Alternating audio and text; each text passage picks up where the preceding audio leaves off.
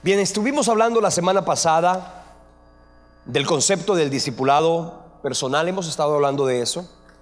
Y hay en la página, en mi manual dice 19, no sé cómo dice en su manual, que decía tarea, ¿cierto? Tarea.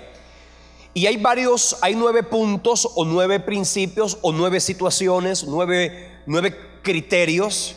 Y a través de esos 9 criterios, la idea es tratar de mirar cómo nosotros, a la luz de lo que hemos venido estudiando, pudiéramos tener una respuesta para eso. Una primera pregunta problemática sería: ¿qué hacer con los creyentes de muchos años en la iglesia que piensan que no necesitan un discipulado y que aún no lo han recibido? O sea, que no lo han recibido y ellos sienten que no lo necesitan. ¿Por qué? Porque ellos dicen de alguna manera: es que ya yo tengo mucho tiempo en la iglesia, es que ya yo eso me lo sé, pensando obviamente que el discipulado se circunscribe a conocimiento. ¿Usted qué haría, cierto, con ese tipo de creyentes, con ese tipo de personas viejos en la iglesia? No estoy hablando de gente de la tercera edad, no, estoy hablando de gente vieja en la iglesia, cierto, que fueron personas que se convirtieron hace muchos años. ¿Qué haríamos o qué debemos hacer nosotros para con ellos, cierto, que consideran que no es necesario el discipulado o que no se precisa en este tiempo? Entonces es importante. La gente tiene que llegar a un punto donde se sienta confrontada, cierto, que esto no es conocimiento. La vida cristiana no es conocimiento.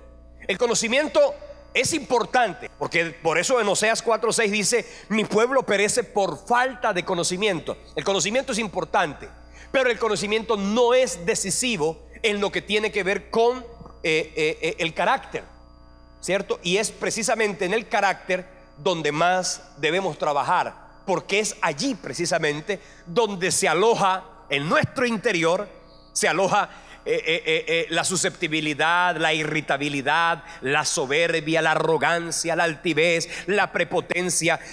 Allí es donde se aloja la impuntualidad, la inconformidad. Es allí, ¿en dónde? En el carácter. Así que cuando hablamos nosotros de carácter, estamos hablando de que es lo que más se debe tratar, es lo que más se debe moldear. Y cuando usted llega a la iglesia y cuando llega a Cristo, seguramente que parte de lo que usted ya había vivido, porque si usted se convirtió al Señor siendo un niño o siendo un joven, es más fácil que convertirse ya usted siendo un adulto, sea una persona con una cantidad de pensamientos. Su carácter de alguna manera estuvo formado, bien formado o mal formado, estuvo allí tratado, y por eso comenzar a aprender lo que tiene que aprender y a desaprender lo que tiene que desaprender, entendiendo que no es únicamente en el saber en donde se trabaja para la vida espiritual, sino que también se debe trabajar en el ser, en el saber ser y por supuesto también en el hacer. Mucha gente cuando se convierte pudiera estar interesada en hacer. Le voy a decir una cosa: muchos de los cientos de personas que sirven en la iglesia, muchos de los cientos de personas que sirven en la iglesia, porque en la iglesia hay mucha gente sirviendo. Si usted comienza a evaluar, a enumerar los ministerios que tiene la iglesia, hay muchos ministerios donde la gente quiere servir, pero parte de ese servicio de alguna manera los lleva a cada persona a un nivel de liderazgo que pudieran tener liderazgo, sí, porque el liderazgo es algo que va y viene, que se quita y se pone. Usted un día puede tener liderazgo, pero otro día simplemente por causa de la autoridad es removido y usted queda sin liderazgo. Pero cuando usted en su corazón tiene problemas de carácter, asumir el liderazgo, asumir la autoridad con problemas de carácter, a usted lo va a volver una persona manipuladora, por ejemplo, porque tiene problemas de carácter, no ha sido tratada en esa área. O usted se puede volver una persona vanagloriosa, ¿cierto? Usted puede usar el ministerio, usted puede usar el servicio en la obra de Dios como un burladero, como el torero que usa el burladero en la corrida para protegerse. Es decir, que como hay tantos problemas de carácter, hay tantos problemas en el corazón, entonces yo utilizo el ministerio, el servicio como un burladero, y entonces siento yo que como soy líder, entonces yo tengo que dar, cuando en realidad la vida cristiana no se concibe únicamente en dar, porque la Biblia dice que es más bienaventurado que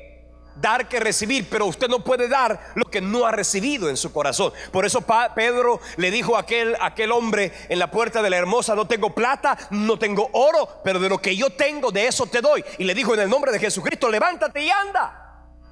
Así que si usted tiene problemas en el carácter, hablar del entrenamiento para el discipulado, y usted dirá: pero pastor, ¿no se supone que este es un seminario para hablar de cómo hacer discípulos? Es que no podemos hablar de hacer discípulos si primero los discipuladores no han entendido en su interior que tienen que ser primero discípulos. Otra pregunta importante: muchos creyentes no quieren comprometerse a hacer algo, es decir, no quieren servir, no quieren estudiar, no quieren colaborar en un ministerio que puede interferir con su forma de vivir o con sus planes, porque hemos llegado a un punto donde, lo digo así, algunos iban a la iglesia católica, iban al culto, a la misa, cumplían, que sienten como que estamos cumpliendo. Yo voy a la iglesia, ya cumplí. La gente que mira la vida espiritual como que tratara de que esto siempre fuera a cumplir. Bueno, ya yo oré, ya yo cumplí. Bien, la oración como un deber. Me gustó que hace unos días leía una frase que me partió el coco. ¿Y sabe qué decía? La oración no es un deber, es un derecho. Y si usted la mira como un deber: bueno, ya, oré, ya, cumplí. ¿Cierto? Como cuando usted iba en el confesionario, le decía el sacerdote: réase de tantas cosas, tantos Padre Nuestro, tantas Ave Marías. Usted las rezaba, ya cumplí. ¿Ok? Ya cumplí. Hay gente que mira el ministerio, que mira la vida espiritual como que tratara de cumplir. Señor, tú me estás bendiciendo. Bueno, Señor, no quiero ser tan descarado, voy a ir el domingo a la iglesia. Pero más allá del compromiso, porque si nosotros miramos a Centro Bíblico Internacional, ¿cuánta gente se congrega? ¿Cuánta gente se congrega? ¡Tantos! Pero si usted se da cuenta, hay mucha gente que viene a la iglesia que usted no conoce. Yo tengo 21 años en Centro Bíblico, y hay gente que yo miro aquí, oye, que yo digo: yo nunca la había visto. Y estoy aquí hace 21 años. Gente que yo veo en la calle, y ya me he dado cuenta de que la gente, uno me ve en la calle y me quedan mirando, y yo los quedo mirando, me quedan mirando. Yo antes optaba como: ¿qué será lo que me mira? Ya yo aprendí que dije: ¿cómo está? Cuando alguien me queda mirando en la calle, yo digo: ¿cómo está, hermano? Dios lo bendiga. Ay, el pastor se acordó de mí. No, que me quedaste mirando, y yo digo: Dios te bendiga. Porque hay gente que está en la iglesia, pero lo digo con toda honestidad, algunos cambiaron la Santa Madre Iglesia Católica por la Santa Madre Iglesia Evangélica. Cuando se trata y cuando leemos la palabra, a mucha gente le falta compromiso.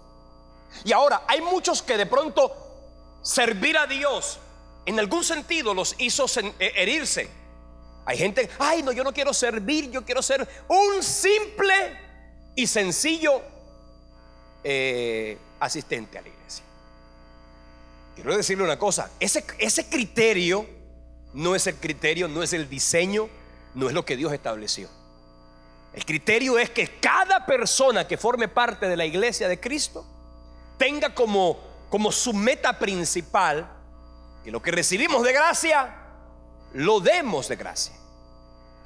¿Qué se podría hacer entonces con esos creyentes que no quieren comprometerse? ¿Por qué la gente se ha enconchado, se ha metido en una concha en la iglesia de Cristo?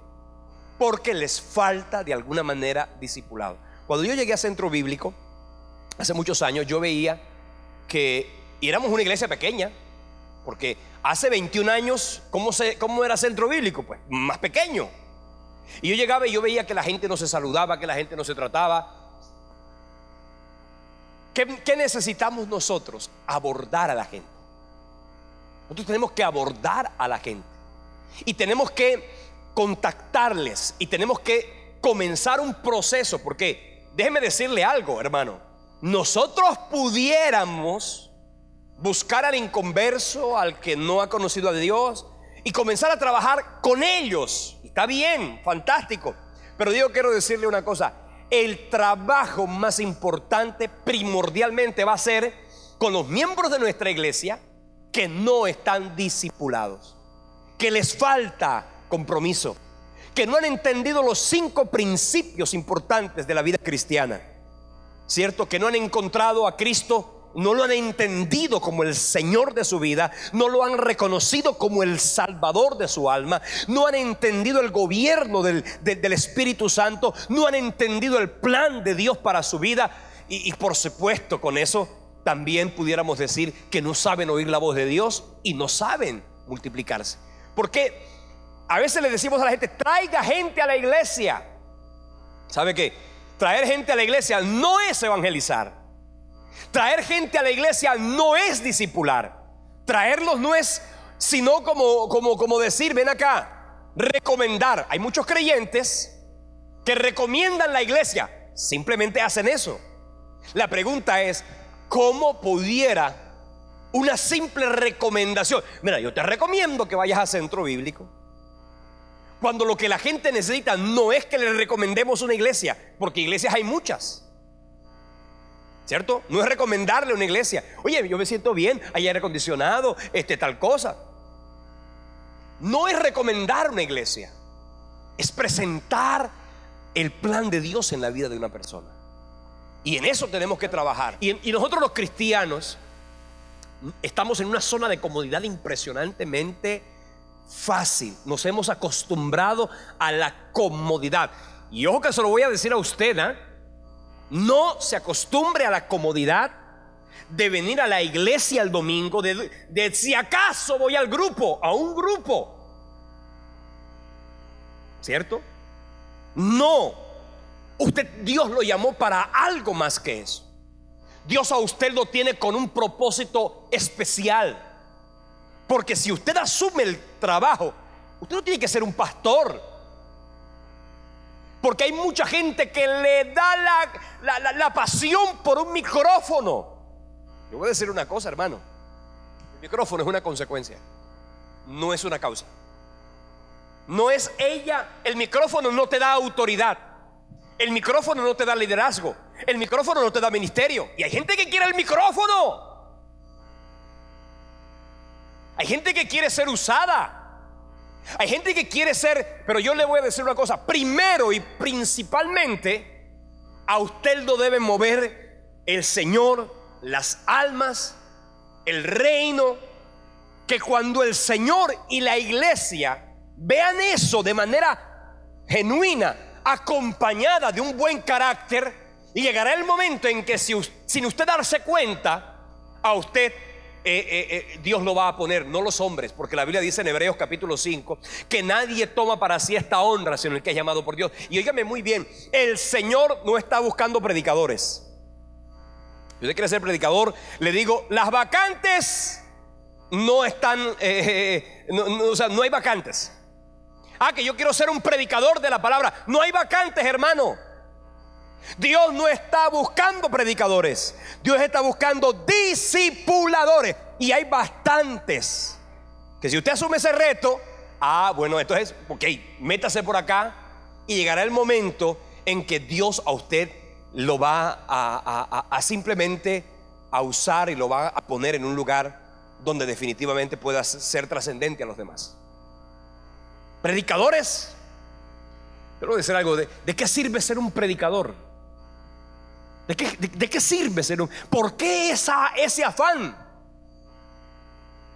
Si a usted lo ponen: ay, yo quisiera que me pusieran a predicar en Centro Bíblico. No.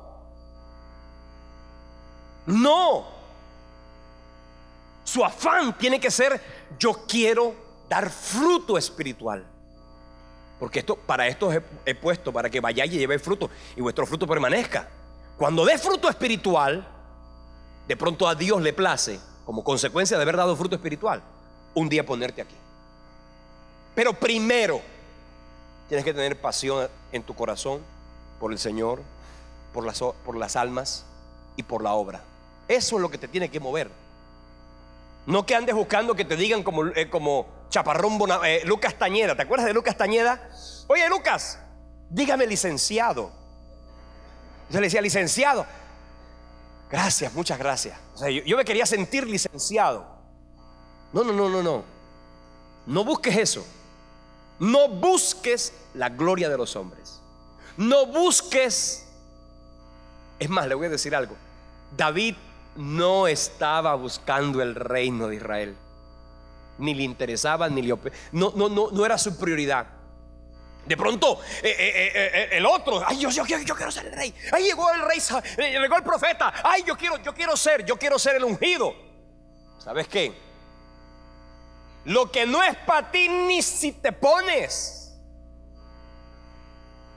Lo que no es para ti, ni si te pones. Y lo que es para ti, ni si te quitas. Porque ¿sabe dónde estaba David? Yo no sé dónde estaba, pero lo mandaron llamar. ¡Aló!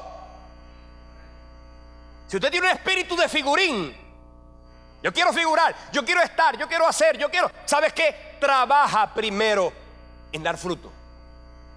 Trabaja primero en dar fruto.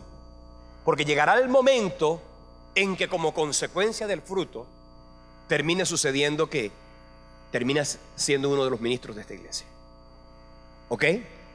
Recuerdo, por ejemplo, hay un grupo de jóvenes. Hace no sé cuántos años. ¿Desde cuánto eres tú pastor, el director de red en esta iglesia? Hace 6 años. Hace 6 años la red juvenil era una tremenda red inmensa. Se volvió inmanejable. Muchísima gente. Entonces, ¿qué pasó?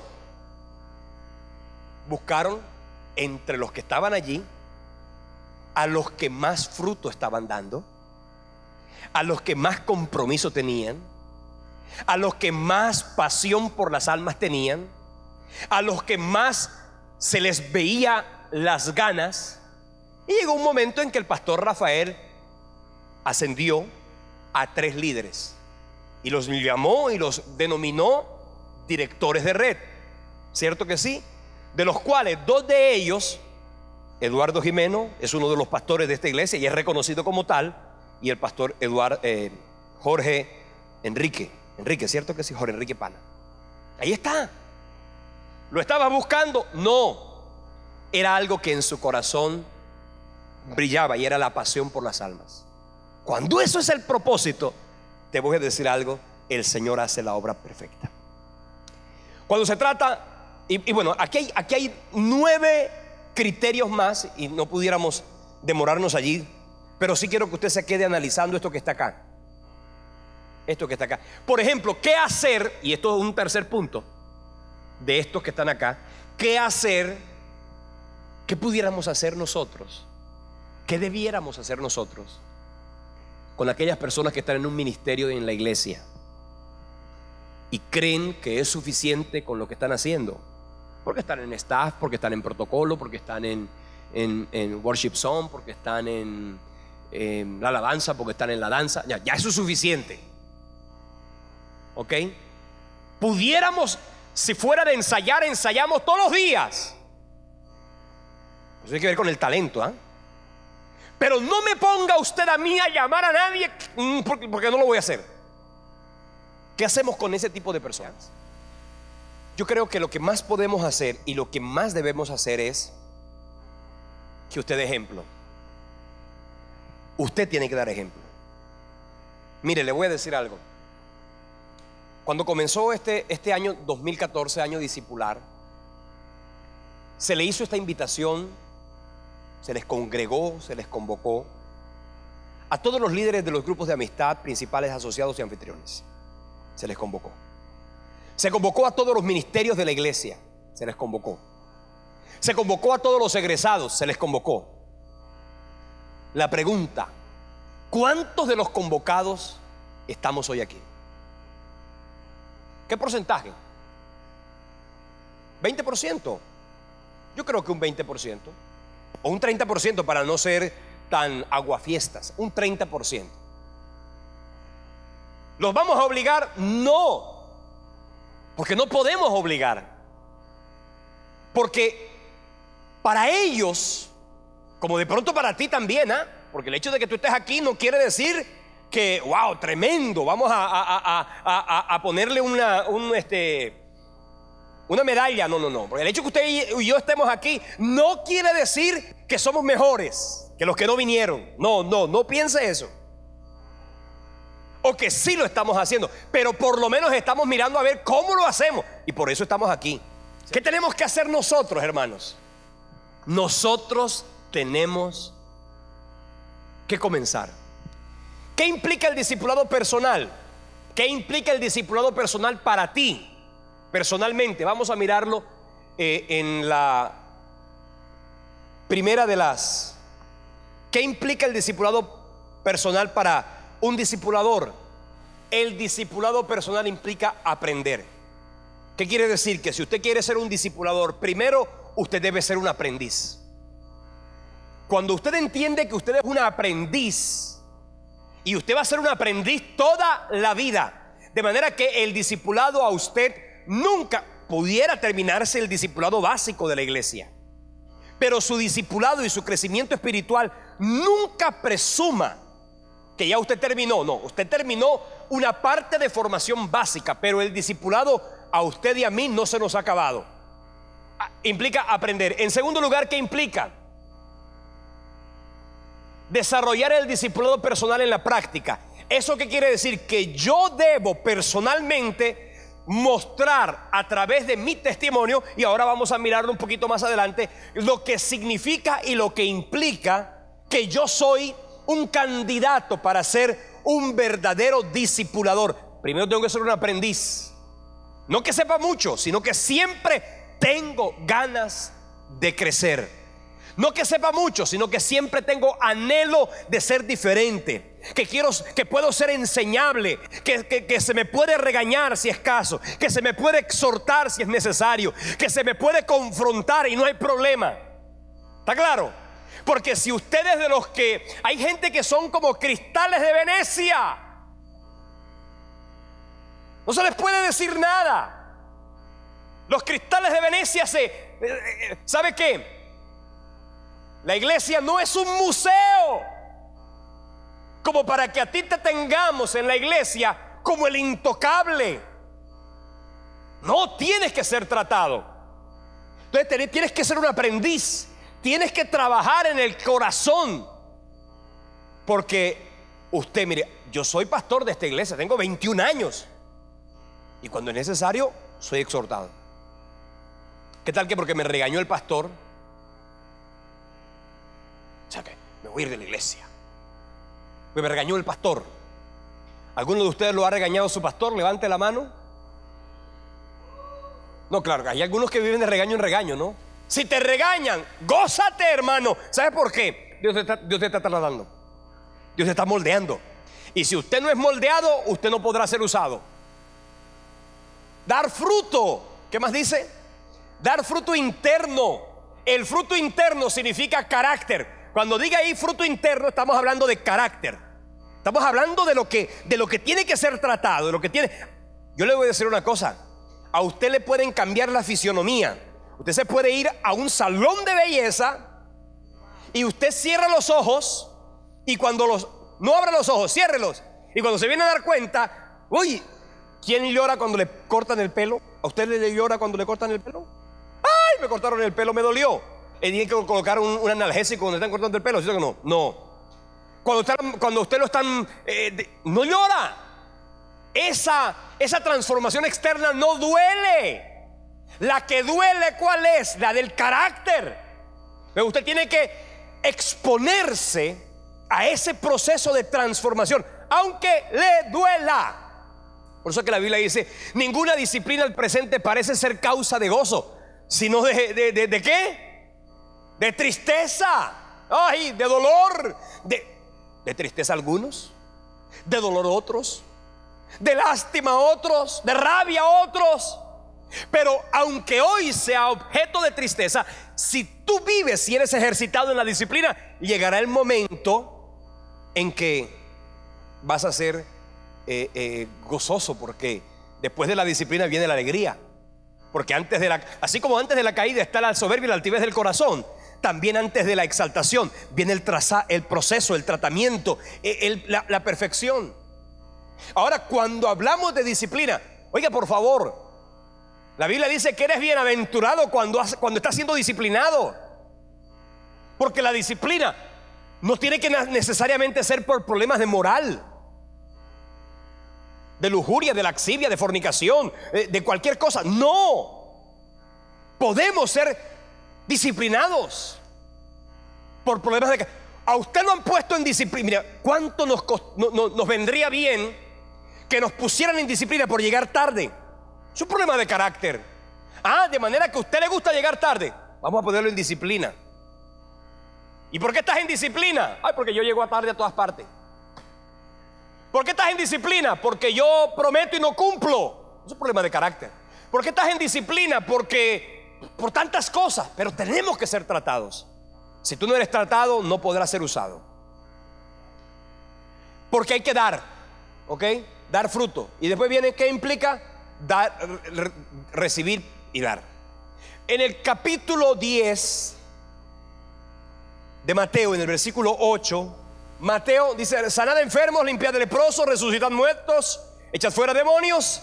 Dice: de gracia recibiste, da de gracia. Y en ese proceso, no pretendas dar si primero no fuiste tratado. Porque mira lo que está aquí.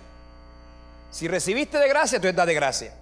También lo leemos, por ejemplo, en Hechos 20:35. Dice: es más bienaventurado dar que recibir.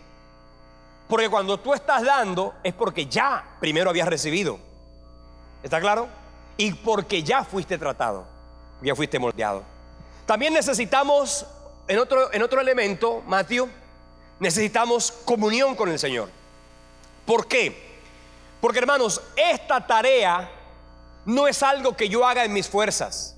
Cuando yo estoy en la tarea de dar, ¿cierto? Cuando yo estoy en la tarea de formar, de trabajar en la vida de otros, en trabajar en ese proceso, yo tengo que meterme en comunión con Dios. Porque si yo no estoy en comunión con Dios, voy a tratar de hacer una obra espiritual. Porque yo voy a decir una cosa: no hay nada más complicado, no hay nada más difícil, no hay nada más extenuante, no hay nada más terrible, por decirlo de alguna manera, que trabajar en la tarea de ganar almas y hacerlas discípulos. ¿Por qué? Por varias razones. Porque estamos luchando con el mundo, con la carne y con el mismo diablo. Por lo tanto, esta tarea yo no la puedo hacer sin la dirección de Dios, porque de lo contrario me voy a frustrar, me voy a amargar, me voy a resentir cuando yo no vea en la vida de la gente el fruto que yo quisiera que ellos tuvieran. En el capítulo 9 de Mateo, en los versículos 35, esta debe ser la actitud de un creyente cuando está mirando a otros. Mateo capítulo 9, versículo 35. Vea lo que dice la palabra del Señor. Dice: recorría Jesús todas las ciudades y las aldeas, enseñando en las sinagogas de ellos y predicando el evangelio del reino, y sanando toda enfermedad y toda dolencia del pueblo. Y al ver las multitudes, ¿qué dice la Biblia? Que tuvo compasión, porque estaban desamparadas, estaban dispersas, como ovejas que no tienen pastor. No nos vayamos tan lejos, hermano. O sea, no nos vayamos a la famosa África de la que todo el mundo habla. No nos vayamos a los que no han venido a la iglesia. Quiero decirle, hay mucha gente que anda dispersa en la iglesia. Si usted no tiene compasión por los dispersos, usted no va a poder ser un instrumento de Dios para lo que Él quiere hacer en la vida de la gente. Por eso dice: rueguen al Señor de la mies, porque la mies es mucha y los obreros son pocos. Hay que pedirle al Señor que obreros para la mies. Y entonces la gente dice: ¿qué es un obrero? Un predicador. No, lo dije ya, el cargo de predicadores está completo, está lleno. El Señor está buscando predicadores. El Señor está buscando ¿qué? Discipuladores, obreros para la mies. ¿Ok? Obreros, no estamos buscando generales. Los generales de estos días están como muy complicados, ¿no? Hay que trabajar con obreros, con los obreros. Y usted tiene que ser un obrero para la gloria del Señor. Ahora, en el proceso de discipulado personal encontramos que hay 4 elementos que son importantísimos y hablamos en primer lugar. Mire, esto es una verdad parcial y esto es lo que tenemos que tener claro. Para la gente, discipular es enseñar verdades bíblicas, enseñar verdades, enseñar doctrina. La gente supone que Biblia o que enseñarle a la gente el contexto general de la Biblia, el contexto general de Mateo, el contexto general del Antiguo y del Nuevo Testamento, estudiar, eso es muy importante. Pero eso no es discipular, solamente importante. Así que no es únicamente enseñar verdades bíblicas, es ser padre espiritual. Y para hacer aquí tenemos que hablar del compromiso. El compromiso que yo debo asumir como un padre espiritual. Debo hablar de ser ejemplo, de dar atención y de enseñar. Esto es importante y eso lo vamos a mencionar ahorita de forma inmediata. Cuando hablamos nosotros del texto fundamental que nos pudiera servir como un modelo para el discipulado personal, lo encontramos, por ejemplo, en Primera Tesalonicenses, capítulo 2, versículo del 3 al 13. Ahí encontramos parte de lo que Pablo, en el caso de Pablo, nosotros pudiéramos usar 2 modelos bíblicos perfectos, extraordinarios, de lo que es ser un padre espiritual, de lo que es ser un mentor, de lo que es ser un discipulador. Y obviamente el mayor de ellos, el ejemplo por antonomasia, ¿cuál sería? Cristo. Pero hay otro ejemplo en la Biblia que nos inspira muchísimo, sería el ejemplo de Pablo. Y fíjate tú, cuando Pablo le hablaba a los tesalonicenses, encontramos que hay 4 elementos que ya los mencionábamos ahorita, que tienen que ser básicos en la vida de una persona. Y es que yo tengo que comprometerme al desarrollo espiritual y al bienestar espiritual de mis hijos espirituales. Un discipulador personal debe cuidar a sus discípulos como una madre cuida a sus hijos. Ya lo habíamos mencionado. Por eso encontramos el texto de 1 Tesalonicenses 2, versículos 7 y 8, cuando dice: antes fuimos tiernos entre vosotros como una nodriza que cuida con ternura a sus propios hijos. Tan grande es nuestro afecto por vosotros que hubiéramos querido entregaros no solo el evangelio de Dios, sino también nuestras propias vidas, porque habéis llegado a sernos muy queridos. Aquí está una cosa importante. Aquí hay un sentimiento. No es algo sin amor. No es algo que nos tiene que haber. Por eso dice como la nodriza que cuida con ternura. Y fíjate que no dice a los hijos ajenos, la que cuida con ternura a sus propios hijos. Esta semana, en el chat que tenemos en el grupo de WhatsApp de los maestros, un maestro escribió y dijo: gloria a Dios, le hablé a alguien de Cristo y recibió al Señor. Yo le coloqué y le dije: gloria a Dios, ahora tienes que discipularlo. Hermano, nos vendría bien que mostráramos a Cristo en todo lugar, pero que nos enfocáramos también en hacerle seguimiento a la vida de las personas. Tenemos que ser ejemplo, y eso lo vamos a mencionar ahorita. Vamos a trabajar en eso. Mira, Pablo le decía: porque en versículos 9 y 10, porque os acordáis, hermanos, de nuestro trabajo y fatiga, como trabajando de noche y de día, para no ser gravosos a ninguno de vosotros, os predicamos el evangelio de Dios. Vosotros sois testigos, y Dios también, de cuán santa, justa e irreprensiblemente nos comportamos con vosotros los creyentes. Pablo estaba diciendo: debo ser un ejemplo. Un ejemplo. Y vamos a hablar un poquito más de eso. En tercer lugar, dar atención personal. Muy importante. Un discipulador debe atender y formar individualmente a sus discípulos como lo haría un padre. Usted como padre no puede, usted tiene como padre que tratar a cada hijo. Yo tengo 3, hermano, y le digo, cada uno es diferente. Uno es espontáneo, otro es reservado, más rezagado, más tranquilo, más reposado. El otro es impetuoso.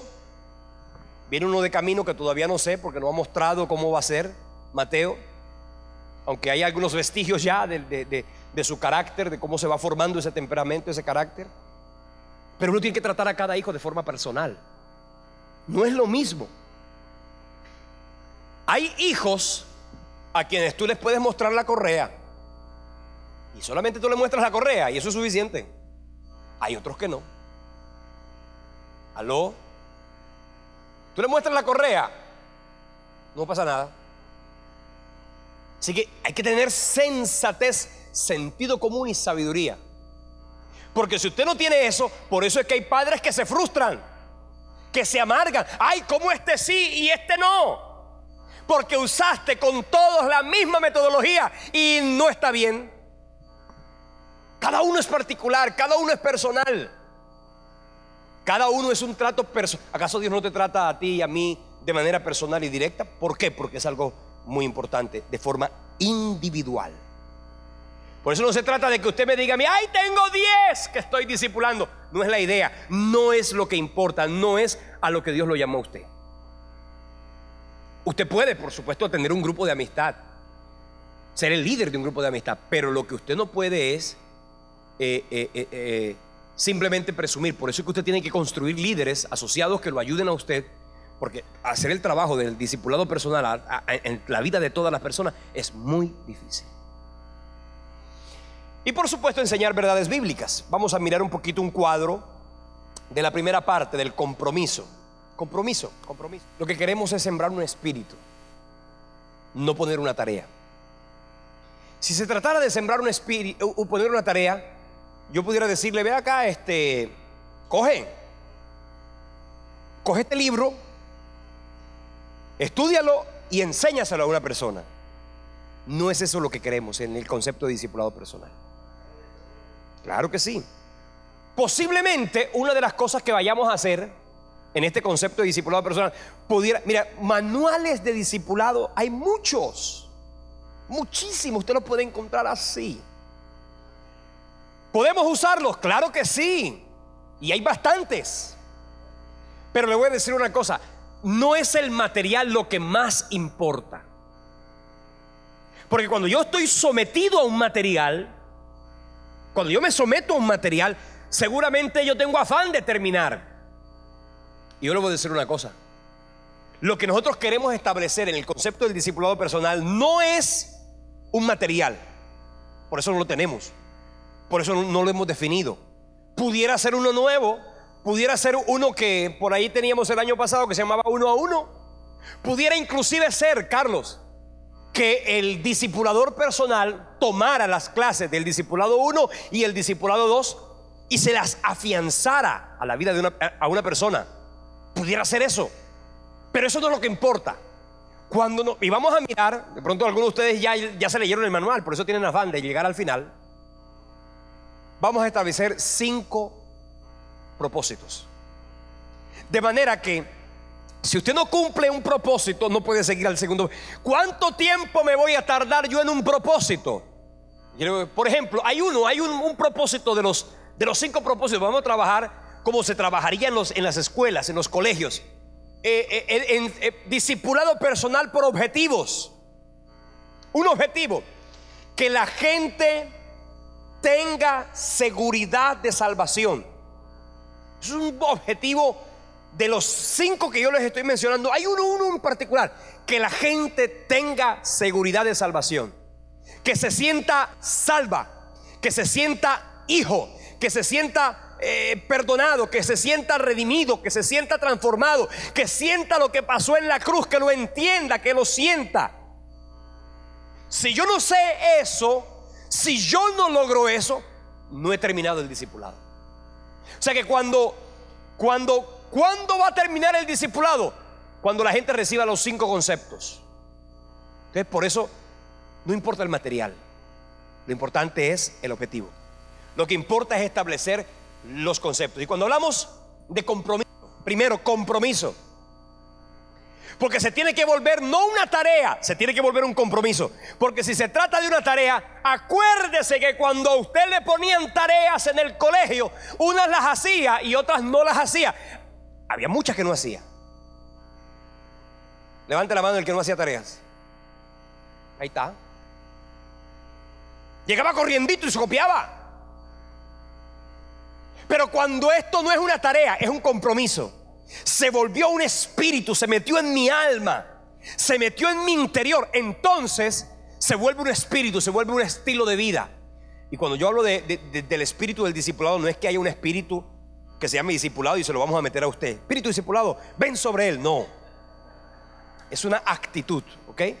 Como por ejemplo cuando hablamos del servicio, hay gente que tiene un espíritu de servicio, pero no es que hay un espíritu como que hay un espíritu de bostezo, porque hay gente que dice, espíritu de bostezo, fuera. Hay gente que tiene espíritu de cafeína. Hay libros, cómo reprender y sacar el espíritu de la cafeína.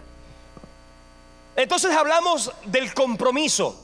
Mira lo que decía Pablo en 2 Corintios capítulo 11 versículo 28 y 29. Y como si fuera poco, cada día pesa sobre mí la preocupación por todas las iglesias. Pablo fundó iglesias y las fundó, pero ¿sabe qué? Se preocupó por cada una. El evangelio se solidificó, se fortaleció, se estructuró en Europa por un hombre que sintió compromiso. No uno que fue y dijo, Jesucristo es el Salvador, Él murió, Él es el Mesías. Y ahora miren ustedes cómo hacen. No, Él cogió esa verdad y le hizo seguimiento. Compromiso. No puede haber seguimiento si no hay compromiso. Cuando alguien se siente débil, no comparto yo su debilidad. Y cuando a alguien se le hace tropezar, no ardo yo de indignación. Es decir, se sentía indignado, se sentía triste. Y en eso tenemos que trabajar. Es decir, preocuparnos por el débil, por el indefenso, por el enfermo, por el estropeado, el estancado, el bloqueado, el que está endeudado, el que está dolorido, el que está resentido,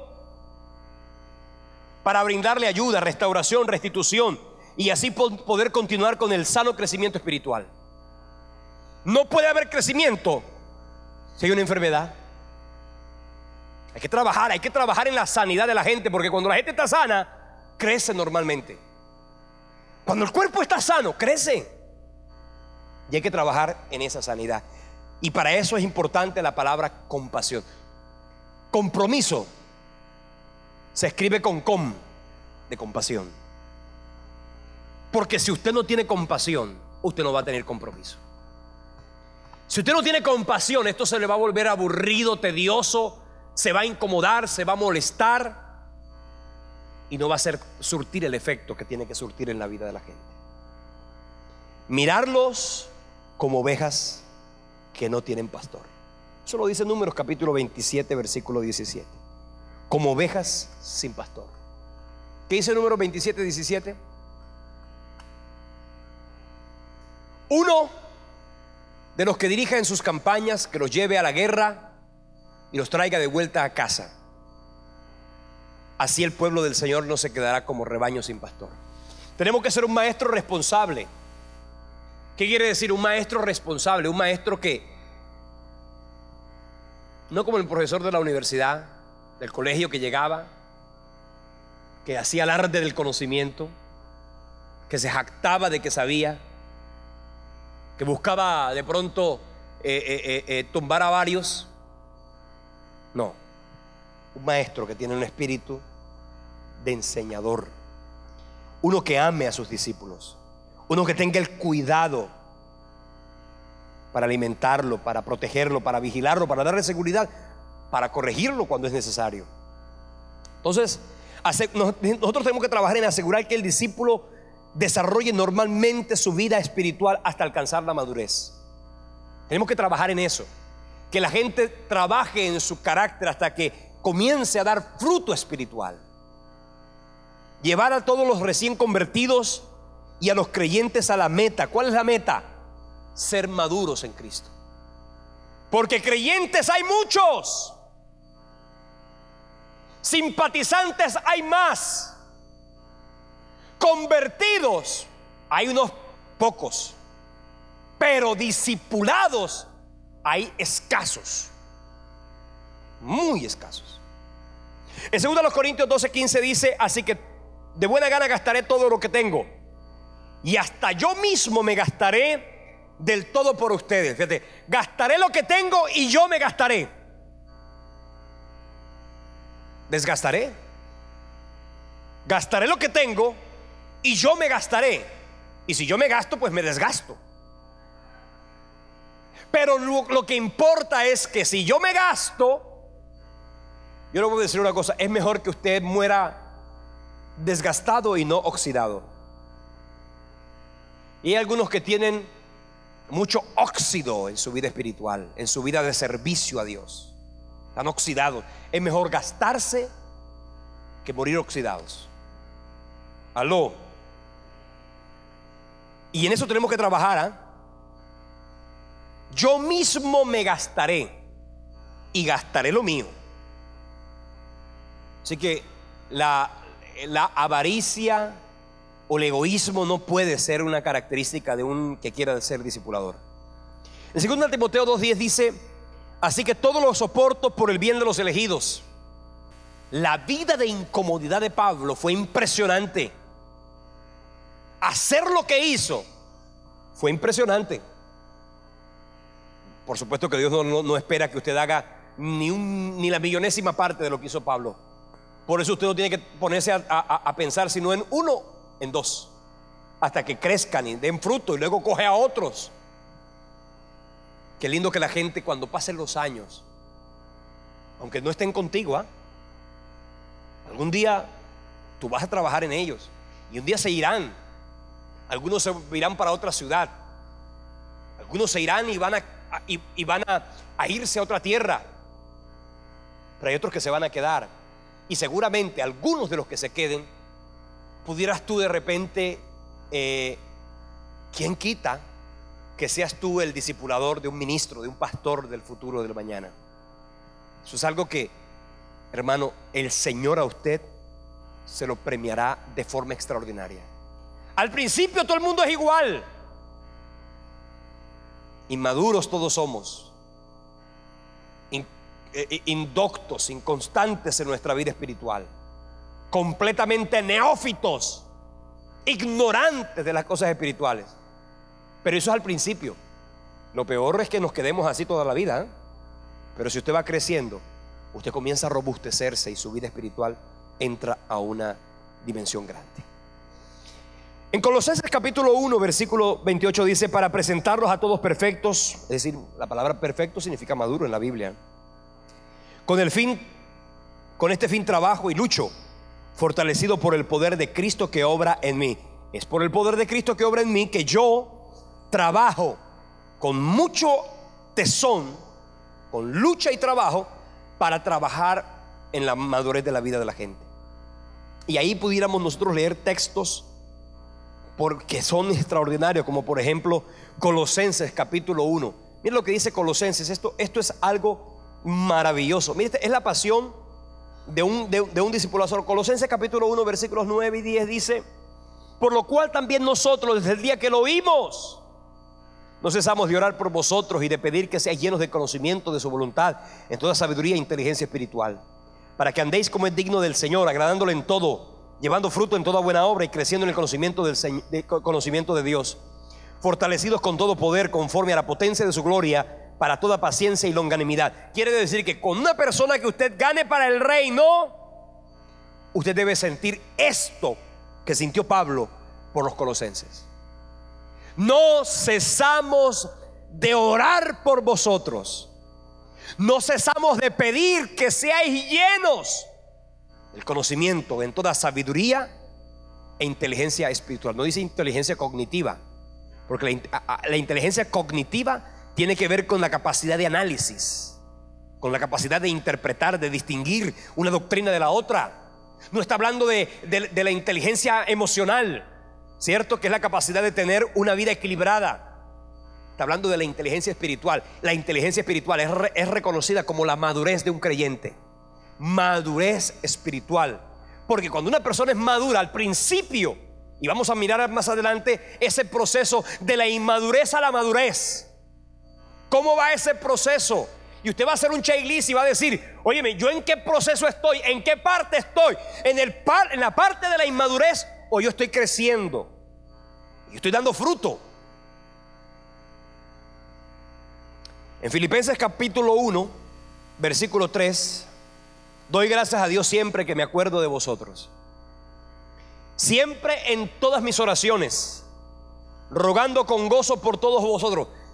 Si usted es un padre espiritual y no ora por los que ganó, no tiene carga.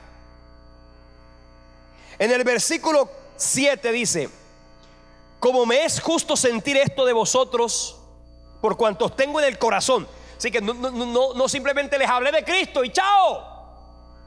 Busque una iglesia que se congregue. Los tengo en mi corazón. Me los gané, pero los tengo en mi corazón. Y los llevo en mis prisiones. Y en la defensa y confirmación del evangelio. Todos vosotros sois participantes conmigo de la gracia.